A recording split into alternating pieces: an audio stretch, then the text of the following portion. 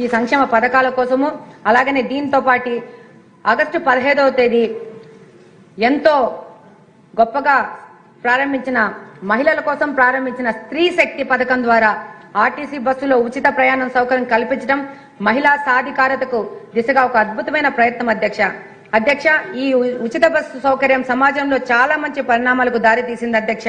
గ్రామీణ ప్రాంతాల పేద విద్యార్థినులు ఈ సౌకర్యాన్ని వినియోగించుకుంటూ ఉన్నత చదువులు చదువుకునే అవకాశం వచ్చింది అధ్యక్ష. గ్రామాలలో ఉపాధి అవకాశాలు లేని మహిళలు బస్సు ఛార్జీల కోసం ఇబ్బంది పడకుండా ఆర్టీసీ బస్సులో ఉచిత ప్రయాణం చేసి పట్టణాలలో సొంత చిరు వ్యాపారాలు చిన్న ఉద్యోగ అవకాశాలు చేసుకుంటూ జీవనోపాధి పొందుతున్నారు అధ్యక్ష. ఇప్పటి వరకు దాదాపు 1200 కోట్లు అడ్వాన్స్ ఇచ్చి 2026 మార్చి వరకు నిధులు కేటాయించడం ఈ యొక్క స్త్రీశక్తి ప్రోగ్రాము ఇంత స్ట్రాంగ్ గా ముందుకెళ్తోంది అధ్యక్ష. స్త్రీశక్తి ద్వారా నిజంగానే స్త్రీశక్తిని వెలికి తీసి అవకాశం వచ్చింది అధ్యక్ష. తద్వారా రాష్ట్ర జిఎస్డిపిలో మరింత పెరుగుతుంది అధ్యక్ష. దీనికోసం భారము 2100 కోట్లు చేసి దానికోసం 8454 బస్సులు అందుబాటులో తేవడమే కాకుండా ఘాట్ రోడ్లలో దేవాలయాలకు టూరిజం స్పాట్స్ కూడా ఈ పథకాన్ని విస్తరించడం అధ్యక్ష. స్త్రీశక్తి పథకం కింద ప్రతి మహిళకు 1500 నుంచి 3000 రూపాయలు లబ్ధి పొందడమే కాకుండా ఉపాధి అవకాశాలు పొందడం ద్వారా ఆర్థికంగా ఎదుగుతున్నారు అధ్యక్ష. కాబట్టి స్త్రీశక్తి పథకం అనేది సంక్షేమ పథకం కాదు అధ్యక్ష. అంతేకాకుండా ఈ పథకాన్ని ప్రభుత్వం చేసే వ్యయం కూడా కాదు అధ్యక్ష. దీని పెట్టుబడిలాగా చెప్పుకోవాల్సి ఉంటుంది అధ్యక్ష. చంద్రబాబు నాయుడు గారి విజన్ లో భాగమైన మహిళా వర్క్ ఫోర్స్ పార్టిసిపేషన్ రేషియోను ప్రస్తుతం ఉన్న 45% నుంచి 2047 నాటికి 85% పెంచాలన్న లక్ష్యానికి ఈ స్త్రీశక్తి పథకం ఎంతగానో తోడ్పడుతుందని తెలియజేస్తున్నాను అధ్యక్ష. వితంతు ఒంటరి మహిళ విద్యార్థి పింఛన్లు తీసుకునే వారిలో కూడా ఎక్కువ మంది మహిళలే ఉండడము గమనార్హం అధ్యక్ష.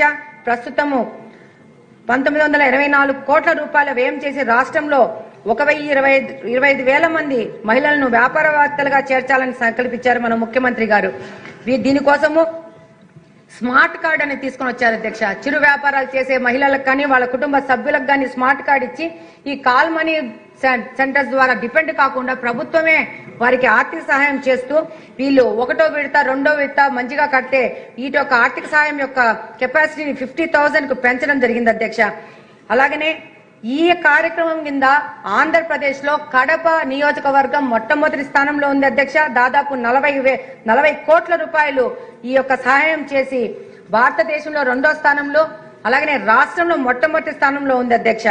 అలాగనే సెల్ఫ్ హెల్ప్ గ్రూప్లకి ట్యాబులు ఇవ్వడం ద్వారా వాళ్ళ యొక్క పనితీరు పెంచడము అలాగనే అంగన్వాడీ వర్కర్లకి స్మార్ట్ ఫోన్లు ఇవ్వడం ద్వారా వాళ్ళ పనితనం పెంచడం అనేది మన కూటమి ప్రభుత్వం చేస్తున్న పని అధ్యక్ష. మహిళలు ఎంప్లాయీస్ గా కాకుండా ఎంప్లాయర్స్ గా మారాలనేది మన ముఖ్యమంత్రి గారి సంకల్పం అధ్యక్ష. ఇలా మన సీఎం గారు తీసుకొచ్చిన ఏ పథకం చూసినా మహిళా సాధికారత దిశగా అడుగులు వేసేవే అధ్యక్ష. మహిళా సాధికారత అంటే కేవలం వారిని ఆర్థికంగా ఎదిగేలా చేయడంతోనే సరిపోదు.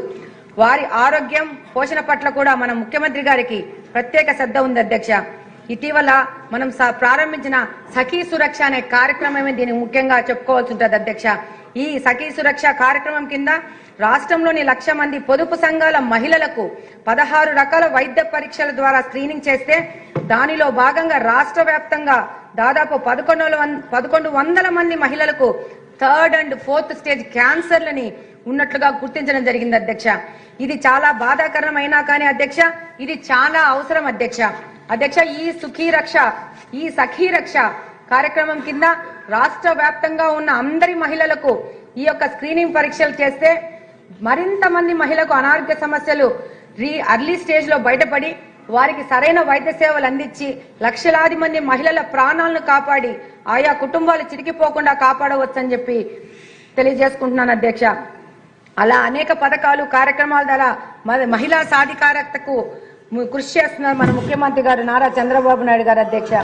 ఇందులో భాగంగానే తల్లికి వందనం కింద 10,000 కోట్లు చేస్తూ దాదాపు 67 లక్షల మంది విద్యార్థులకు సాయం చేయడం, స్త్రీశక్తి ద్వారా 5 కోట్ల రూపాయలు 5 కోట్ల మందికి పైగా ఉచిత బస్సు ప్రయాణాలు చేస్తూ దానికి వ్యయం 1,500 కోట్లు చేయడం, దీపం 2 పథకం కింద 3 సిలిండర్లు ఉచిత పథకం ఇస్తూ దానికోసము 3.67 కోట్ల సిలిండర్లు అందజేత దానికోసము దాదాపు 3,000 కోట్ల వ్యయం చేయడం, అన్నదాత సుఖీభవ కింద 46 లక్షల మంది రైతులకు 2 విడతల్లో దాదాపు 6,000 కోట్ల రూపాయలు జమ చేయడం, ఎన్టీఆర్ భరోసా పెన్షన్ కింద 1వ తేదీనే దాదాపు 63 లక్షల మందికి పింఛన్లు ఇస్తూ దీనికోసం మన రాష్ట్ర ప్రభుత్వం 58,000 కోట్ల పైన ఖర్చు చేయడం, అలాగనే దివ్యాంగులకి ఉచిత బస్సు ప్రయాణ సౌకర్యం, వీరు ఎక్కడైనా పింఛన్ తీసుకునే విధంగా అవకాశం కల్పించడము, మత్స్యకార భరోసా కింద ఏడాదికి 20,000 చొప్పున 1.25 లక్షల మందికి అవకాశం కల్పించి దానికోసం 250 కోట్ల రూపాయలు ఖర్చు పెట్టడము, నేతన్నలకు ఉచిత విద్యుత్తు, మరమగ్గాలకు నెలకు 500, మగ్గాలకు 200 యూనిట్లు ఉచితంగా విద్యుత్ ఇవ్వడము, ఆటో డ్రైవర్ల సేవలో వారికి 15,000 రూపాయలు ఇచ్చి దాదాపు 2.9 లక్షల మందికి లబ్ధి చేకూరింది. అన్నా క్యాంటీన్లో దాదాపు 205 అన్నా క్యాంటీన్లు ఏర్పాటు చేసి దాదాపు 7 కోట్ల పైన ప్రజలు దీని మీద ఉపయోగించుకోవడం జరిగింది అధ్యక్ష. గీత కార్మికులకు 10% మద్య షాపులు కేటాయింపడం, స్వర్ణకారులకు ప్రత్యేక కార్పొరేషన్ ఏర్పాటు చేయడం, ఏ విధమైన వివాదాలకు తాళుగా లేకుండా